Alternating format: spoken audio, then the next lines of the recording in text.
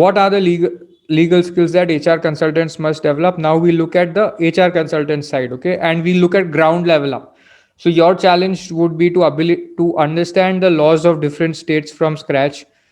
Problem in this is that we don't know which laws apply when in most of the scenarios. Sometimes there's overlap, sometimes there confusion is there, and special confusions arise in case of a remote workforce scenario. Then there are different thresholds. Kabhi 20 people may something is applicable, kabhi 5 people may something is applicable.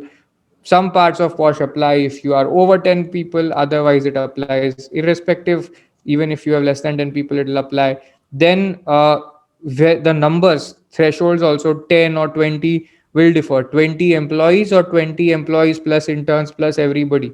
So those questions become very important to apply. So those thresholds you have to understand.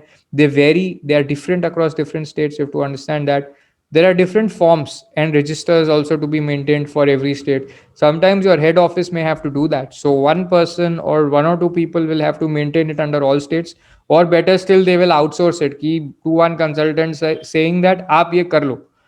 And then they'll say that, okay, I have employees in 4 states, but I don't want 4 consultants. Can one consultant do it? Right? That's what they will say, and it will be done. Okay, there are a couple of questions. Heyman, if any employees leave our organization and start working in another organization and leak secret information, then what you have to do? You have to go to, uh, you will have to, you can do two things. You can send a notice to the employee, go to court, get an injunction, implead, meaning make the other organization a party, okay, and say to them that this information was our IP. If we see similar things happening from your end, we are going to sue you for unlimited damages for whatever loss that is caused to us. You let the employee know the same, and you let the employer know the same. In some cases, you will just tell the new employer that this employee has this clause which prohibits him from stealing confidential information. If he is doing any of that, please note that you may become liable for action for unlimited damages, because there may be violation of our IP. So please be careful of what you take from it. Familiarity with the central and state government ka labor commissioner system is very important. So most of the times it happens in gratuity that if you have a company in private sector, okay, in private sector under most of the laws, your state government will have all the powers. So if you have uh, office in 3 states, then those states ka law you will have to comply with those state government systems. But in gratuity, what happens that it will be the central government, even for a private sector company.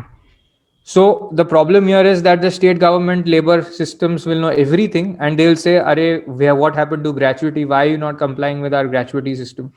Central government labor commissioners will know about your gratuity, and they'll say, "Why are you not giving us other details?" And then you will have to tell each one of them that, look, for gratuity, you're the appropriate government, and I'll only give to you.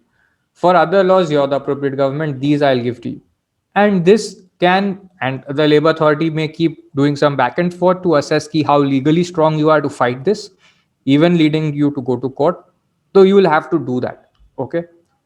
Different inspectors and commissioners are there of central and state government. Tribunals are different.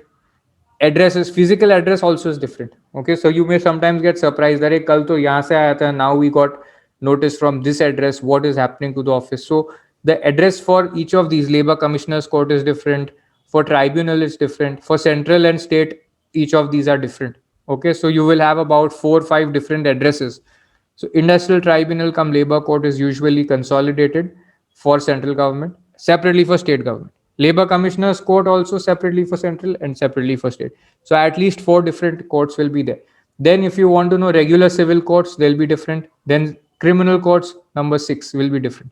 Civil courts say there will be not may not be a lot of work. Criminal courts say there can be some work once in a while. Okay, but there are 6 different kinds of courts, and labor courts are themselves of 4 kinds at least. Uske aage, then you will have the PF commissioner system, the ESI corporation system. So now if I add this, the number becomes 8. Okay, so you are basically, as an HR person, dealing with more courts than a lawyer is dealing with a lot of times.